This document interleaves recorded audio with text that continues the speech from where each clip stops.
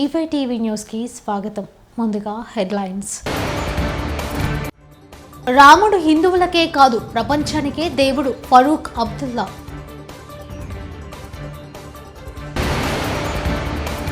తిరుమల శ్రీవారి సేవలో మణిశర్మ అంబటి రాంబాబు.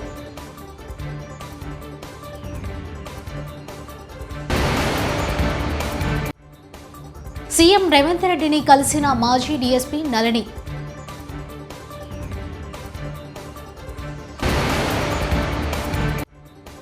సీఎం గారు పత్తి రైతులను కనికరించండి, జేసీ ప్రభాకర్ రెడ్డి.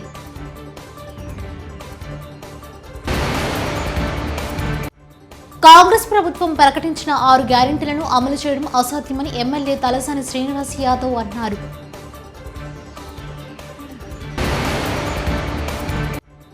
సిద్దిపేట హుస్నాబాద్ మధ్య చేపడుతున్న 4 లైన్ల రహదారి నిర్మాణ పనులకు వ్యతిరేకంగా ధర్నా చేపట్టారు.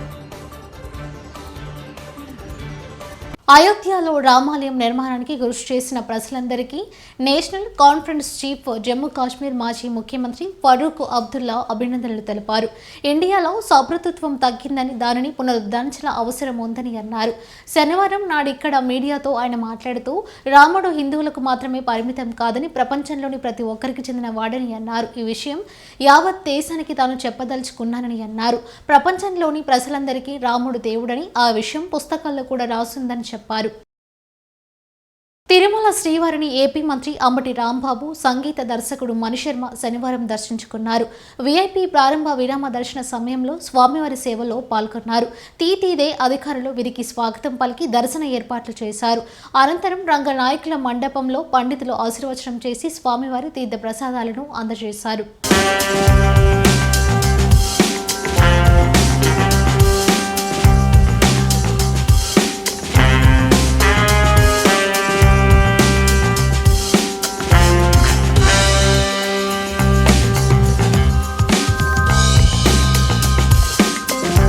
తెలంగాణ రాష్ట్ర సాధన పోరాటంలో ఉద్యమకారులైన లాఠీ జులిపించలేక తన ఉద్యమానికి రాజీనామా చేసిన మాజీ డీఎస్పీ అధికారిని నళిని సీఎం రేవంత్ రెడ్డిని కలిశారు. శనివారం డాక్టర్ బిఆర్ అంబేద్కర్ తెలంగాణ రాష్ట్ర సచివాలయంలో మర్యాదపూర్వకంగా కలిశారు. తెలంగాణ సాధన కోసం తన ఉద్యమాన్ని సైతం త్యాగం చేసిన నళిని తిరిగి ఉద్యోగం ఇవ్వాలని ఇటీవల జరిగిన పోలీస్ శాఖ సమీక్ష సమావేశంలో సీఎం రేవంత్ ఆదేశించిన విషయం తెలిసిందే. తిరిగి డీఎస్పీగా ఉద్యోగం ఇవ్వలేకపోతే అదే స్థాయిలో మరేదైనా ఉద్యోగం ఇచ్చే అంశంపైన ఆలోచించాలని సూచించారు. అవసరమైతే తనను కలిసేందుకు నళినికి అవకాశం కల్పించాలని అధికారులకు సూచించారు. ఈ నేపథ్యంలోనే నళిని ఈ రోజు సచివాలయంలో ముఖ్యమంత్రి రేవంత్ రెడ్డిని కలిశారు. పుష్పగుచ్చం అందించి అభినందనలు తెలిపారు. కాగా ఆత్మీయ మార్గంలో నడుస్తున్న ఆమె సీఎంకు కొన్ని పుస్తకాలు అందజేశారు.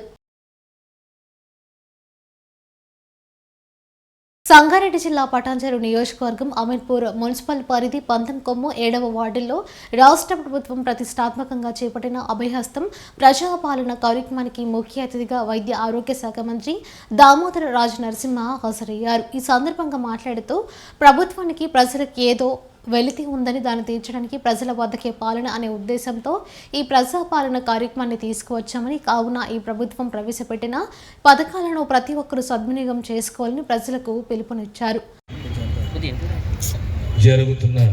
నిర్వహిస్తున్న ప్రజాపాలన అనేది ప్రభుత్వం ప్రజల ముందుకు రావాలి, ప్రజల యొక్క ఇబ్బందులు ప్రత్యేకంగా సంక్షేమానికి సంబంధించిన ఇబ్బందులు, అర్హత ఉండి కూడా మాకు సంక్షేమం అందుతలేదు, ఏదో ఒక వెలితి ఉన్న ఎమ్మెల్యేలు పత్తి రైతుల వైపు కన్నెత్తి చూడడం లేదని జేసీ ప్రభాకర్ రెడ్డి మండిపడ్డారు. అనంతపురం జిల్లా పెద్దవడ్గూడూరు మండలం లుక్కంపల్లిలో జేసీ ప్రభాకర్ రెడ్డి పత్తి రైతులతో సమావేశమయ్యారు.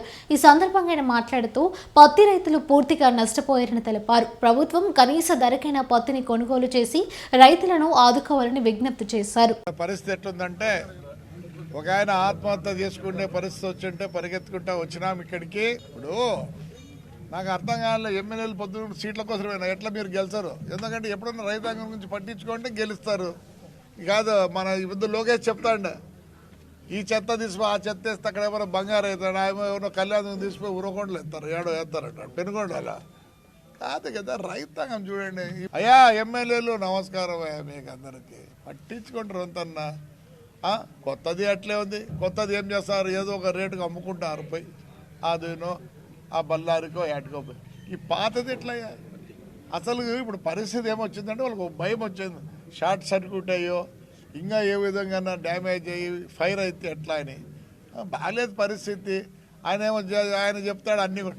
తెలంగాణలో ఒడ్లు వర్షాలు పడితే కూడా మొలకలు ఎత్తినాడు కూడా కొన్నారు.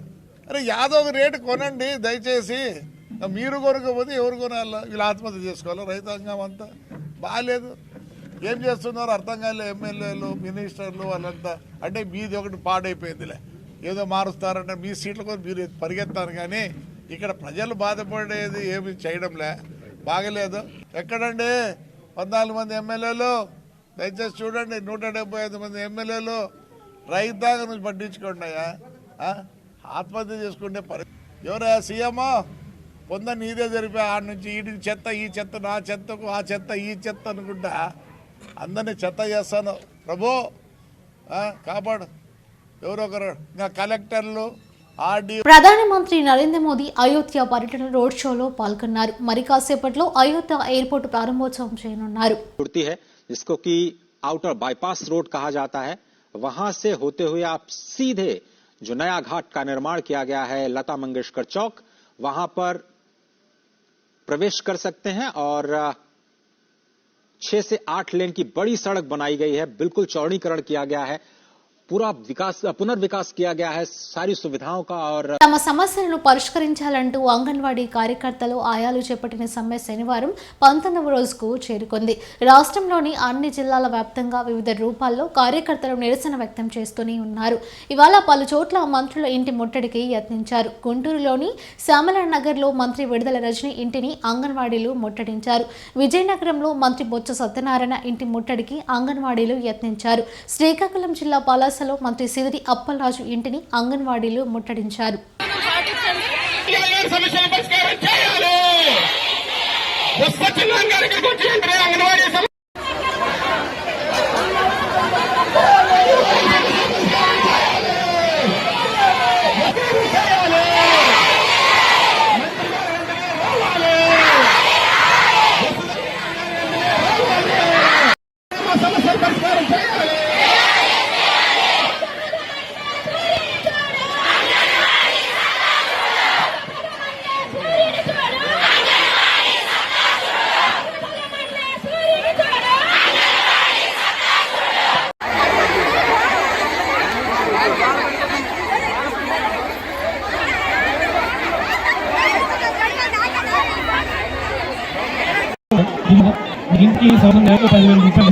విశాఖపట్నం జిల్లా సింహాచలంలోని శ్రీ వరాహ లక్ష్మీ నరసింహ స్వామి వారిని శనివారం భీముల నియోజకవర్గం ఎమ్మెల్యే మాజీ మంత్రి ముత్తంశెట్టి శ్రీనివాసరావు స్వామివారిని దర్శించుకున్నారు. వీరికి ఆలయ డిప్యూటీ కమిషనర్ సుజాత, సహాయ కార్యవర్గ నిర్వహణ అధికారి బ్రహ్మరంభ స్వాగతం పలికి ముందుగా కపస్తంభం ఆలింగనం తదుపరి స్వామివారికి అందజేశారు.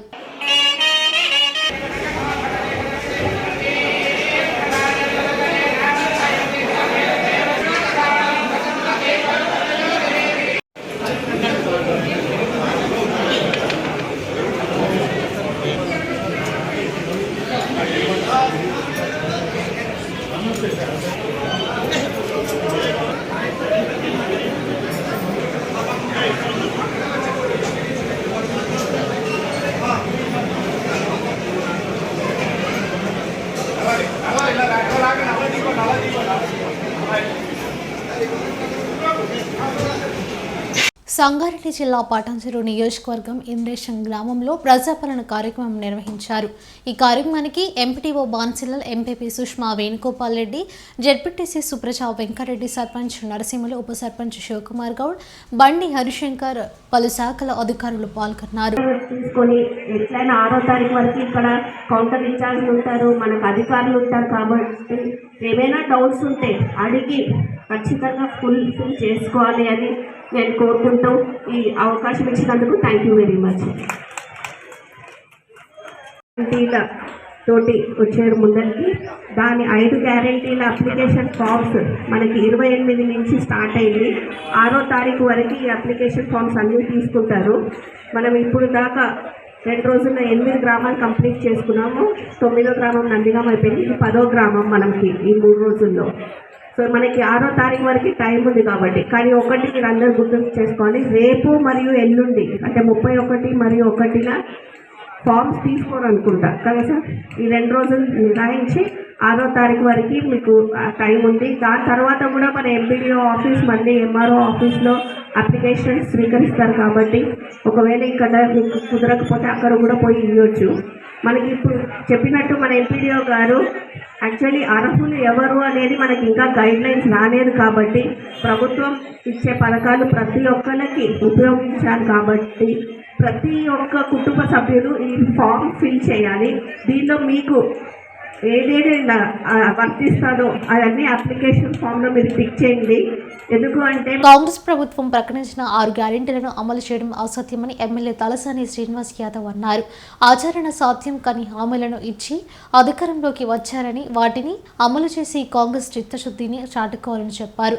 ప్రజలకు మేలు చేసే కార్యక్రమాలకు తాము ఎల్లప్పుడూ సహకరిస్తామని తెలిపారు. 6 గ్యారెంటీల కోసం అర్హులైన వారు దరఖాస్తు చేసుకోవాలని, ప్రభుత్వం కోరినందుకు అర్హులైన వారితో దరఖాస్తు చేయించాలని సనత్ నగర్ నియోజకవర్గ పరిధిలోని కార్పొరేటర్లు, మాజీ కార్పొరేటర్లు, బీఆర్ఎస్ పార్టీ డివిజన్ అధ్యక్షుడు, ముఖ్య నాయకులను ఆదేశించారు. మేము ఈ పరిధిలోని బస్తీలు, కాలనీలలో ఇంటింటికి వెళ్లి అర్హులైన వారికి దరఖాస్తులను అందించే విధంగా చూడాలని చెప్పారు. కాంగ్రెస్ ప్రభుత్వం ప్రజలకు ఇచ్చిన ఎన్నికలను, హామీలలో పార్లమెంట్ ఎన్నికల వరకు కూడా అమలు చేయకుండా కాలయాపన చేయాలని చేస్తుందని అనుమానాలు ప్రజలలో కలుగుతున్నాయని పేర్కొన్నారు. ఇచ్చిన హామీలను అమలు చేయకుంటే ప్రజలే ప్రభుత్వాన్ని నిలదీస్తారని అన్నారు. దీనేంటంటే మన డివిజన్ అధ్యక్షులు కానీ, మన కార్పొరేటర్లు, మన నాయకులు, మన మాజీ కార్పొరేటర్లు, యువకులు దీన్ని ఏంటంటే ప్రతి ఒక్కళ్ళు ఇంటింటికి ఫస్ట్ ఫిలప్ చేయమని చెప్పాలి. ఒకవేళ ఫామ్స్ దొరకకపోతే జిరాక్స్ చెప్పండి. ఎందుకంటే వాళ్ళు ఏదో షో పుటప్ చేద్దామనేటువంటి ఆలోచనతో పార్లమెంట్ ఎలక్షన్ నెట్టేద్దామనేటువంటి ఉద్దేశంతో చేస్తుంది. అసలు ఈ దేశం కాదు, ఎవరికి సాధ్యమయ్యే పని కాదు ఇది. దీంట్లో ఏమున్నాయి, 2500 ఒకటి ఇవ్వాలి, అది ప్రతి మహిళకి ఇవ్వాలి.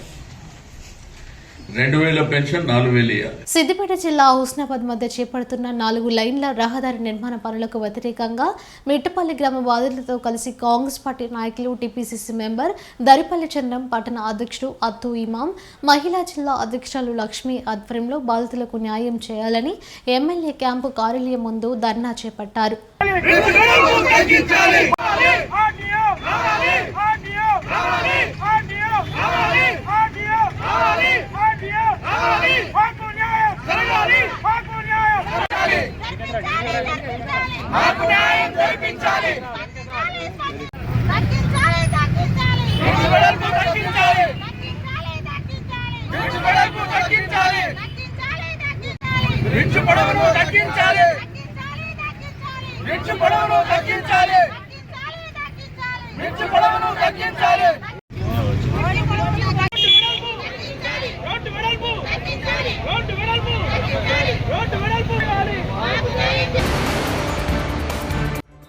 రాముడు హిందువులకే కాదు ప్రపంచానికే దేవుడు. ఫరూక్ అబ్దుల్లా.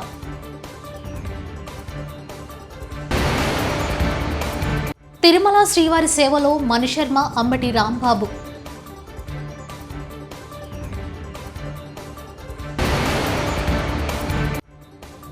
సీఎం రేవంత్ రెడ్డిని కలిసిన మాజీ డీఎస్పీ నళిని.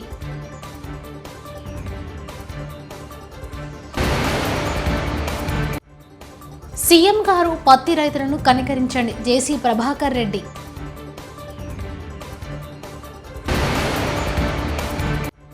కాంగ్రెస్ ప్రభుత్వం ప్రకటించిన 6 గ్యారెంటీలను అమలు చేయడం అసాధ్యమని ఎమ్మెల్యే తలసాని శ్రీనివాస్ యాదవ్ అన్నారు.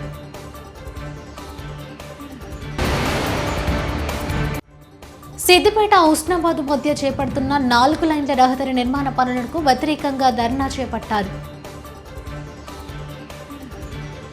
ఇవి బులెటిన్ విశేషాలు. చూస్తూనే ఉండండి E5 టీవీ న్యూస్.